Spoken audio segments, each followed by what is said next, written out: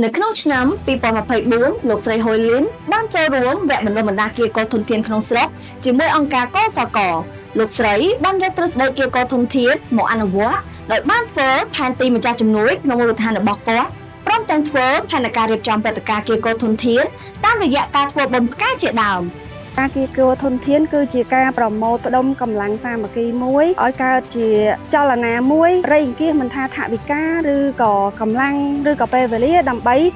សម្រេចលទ្ធផលមួយរួមគ្នា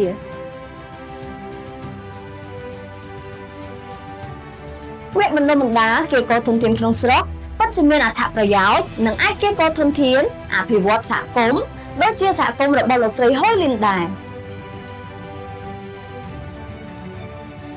តោះនៅចាំអីទៀតចុះឈ្មោះចូលរៀនវគ្គគៀកធនធានក្នុងស្រុកទាំងអស់គ្នា